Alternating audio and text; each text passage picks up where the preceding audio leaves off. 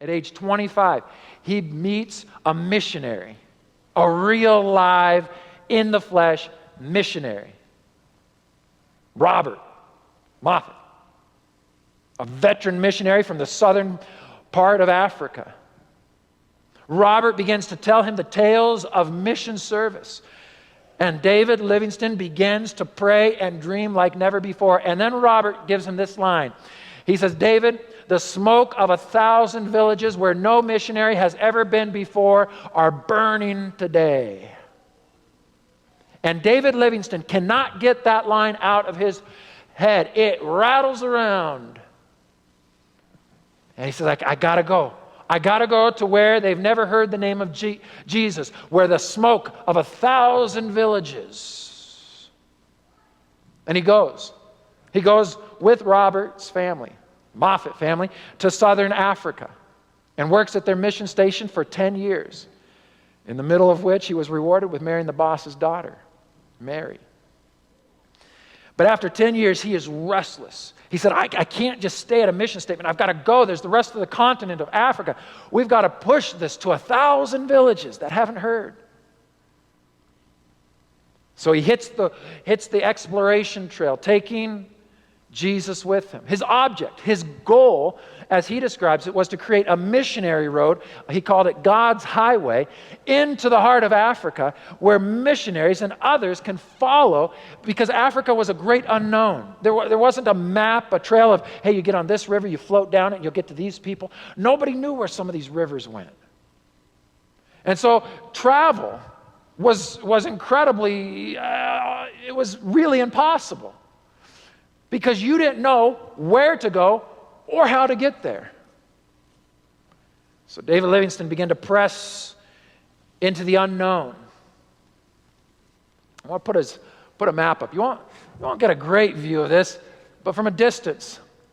Here's a map of David Livingstone's travels. It looks a lot like, very similar, to the map in the back of your Bible of Paul's missionary journeys. It's got David Livingstone's first missionary trip. And you can see it coming from South Africa there, up. And then the second, and then the third, and then the fourth. It reads a lot like Paul's missionary journeys in Asia. Here's David Livingstone then, pressing to the unknown, exploring and taking Jesus with him. One of his most epic, well-known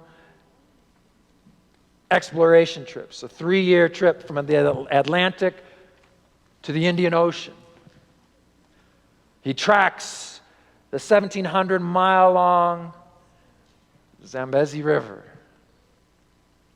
It's the home, at one place, of Victoria Falls. It's said, I've been there to Livingstone, Zambia, and the falls.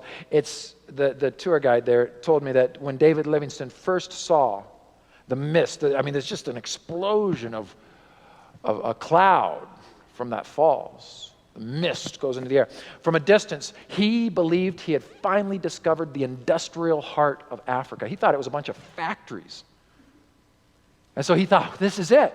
I finally found where he had come from a cotton mill. He knew factory life. He said, there it is. It was a great big fall on the river. His goal was 3-part.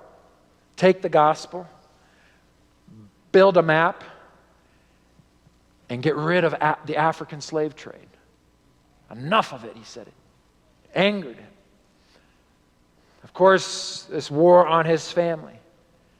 So the plan was made that his wife, kids would go home. Mary would go home for a bit, and he would join them as soon as he could finish the trip. They say some of the fondest, most romantic letters were exchanged between David and Mary during not the 5 months, but the 5 years that they were apart. 5 years later, when he set eyes upon his wife, she couldn't recognize him. At one point, walking through the jungle, a tree branch had poked out his eye, and a lion had attacked him, dislocating his shoulder. His skin, which obviously had not been pigmented for that exposure, was crispy leather-like. He was hobbling with a marred face, disfigured, hardly recognizable. He arrived home hours after they buried his father. His one goal, a goal I should say, in getting back, was to tell his father first-hand missionary stories. That would have to wait. It's said that when he would visit universities and classrooms, convocation in the British Isles, the students and faculty of the universities would stand and applaud.